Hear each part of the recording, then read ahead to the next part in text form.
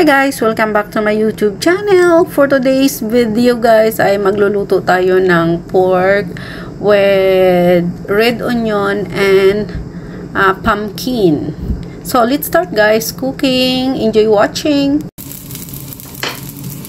So ayan siya. Para mamaya na natin ilagay para hindi siya maduro guys pag magpalambot tayo ng pork natin.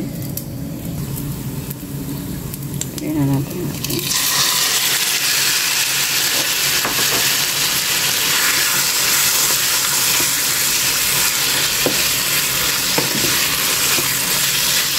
Guys, antayin lang natin itong maglambot. Hinaan lang natin yung apoy guys. So itong pork guys, minarinate ko siya sa light soy sauce and dark soy sauce.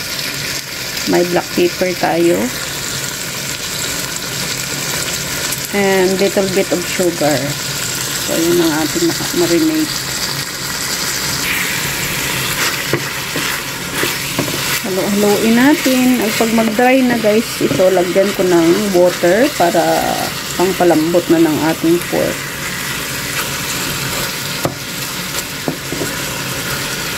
Ayan guys. Kasi yung hiwa nito guys ay medyo malaki-laki. Ganito guys. Oh. Ayan. Kasi naluan ko siya ng kalabasa mamaya. Kaya nilalakihan ko yung hiwa ng pork natin. So, bumili kayo guys sa palengke ng pork, libre hiwa na kung anong size ang gusto nyong ipahiwa. Kaya, hindi mahirap.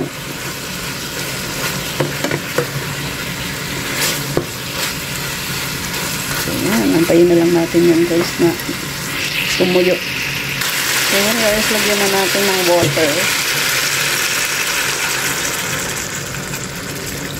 Okay, tama na yan. Hinaan lang natin yung apoy guys.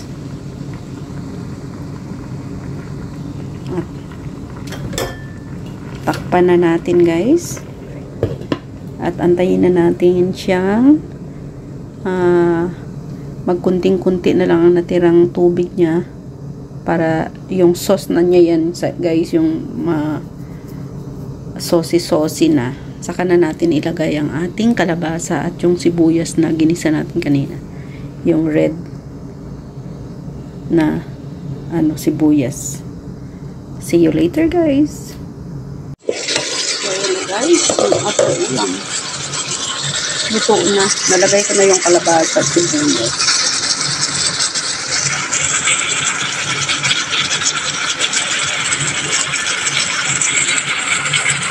So, ayan guys, ang ating ulam, pork with pumpkin and red onion.